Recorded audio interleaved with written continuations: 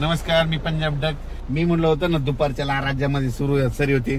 आज या ठिकाणूनच मी अंदाज दिला होता की राज्यामध्ये सरी येणार आहे. तर पाहू शकता हे आपलं शेत आहे ना, इथं शेतामध्ये गाडी उभा केलेली आणि पाऊस सुरू झालाय.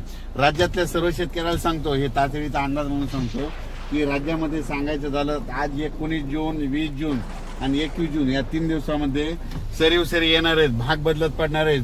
सगळीकडे सर्वदूर पडणार नाही, पण आज उद्या परवा या 3 दिवसात मात्र चांगल्या जोराच्या सरी येणार आहे. अर्ध्या घंटाच्या येणार, 20 मिनिटाच्या येणार आहे, 10 मिनिटाच्या येणार आहेत. म्हणून हा अंदाज लक्षात द्यायचा.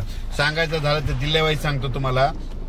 पुणे जिल्हा, नगर जिल्हा, धाराशिव जिल्हा, लातूर जिल्हा, त्याच्यानंतर बीड जिल्हा, त्याच्यानंतर नगर जिल्हा, संभाजीनगर, नाशिक तर खूप, उत्तर महाराष्ट्र खूप पडणार, त्याच्यानंतर जळगाव जिल्हे खूप पडणार, त्याच्यानंतर संभाजीनगर जोरात राहील, त्याच्यानंतर जालना देखील जोरात राहील, त्याच्यानंतर बुलढाणा देखील जोरात राहील, त्याच्यानंतर परभणी जिल्ह्यात राहील, हिंगोली जिल्ह्यात राहील, वाशिम जिल्ह्यात राहील, नांदेड जिल्ह्यात राहील, त्याच्यानंतर यवतमाळ जिल्ह्यात देखील राहील, धर्माबादकडे राहील, तेलंगणाकडून बी पडेल, त्याच्यानंतर विदर्भामध्ये अमरावतीकडे राहील, अकोल्याकडे राहील, वर्ध्याकडे राहील, अकोटकडे राहील. म्हणजे सांगायचं हे जिल्ह्यामध्ये मात्र ह्या 3 दिवसात मात्र पाऊस पडणार आहे.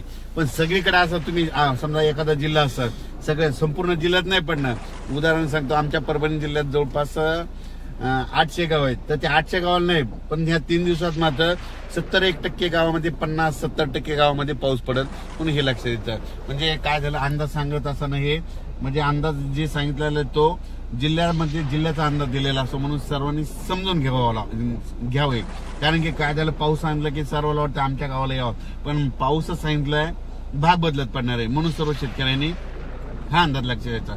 पण तुमच्यासाठी आनंदाची बातमी आज म्हणजे तुम्हाला एक सांगतो, 19, 20 आणि 21 ह्या 3 दिवस मात्र सरी येणार आहेत.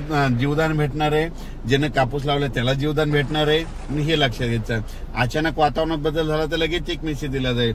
आणि राज्यामध्ये आता वारं जे सुटलेलं आहे ते काय होणार आहे, 24च्या नंतर बंद होणार आहे, 25 पासून बंद होणार आहे.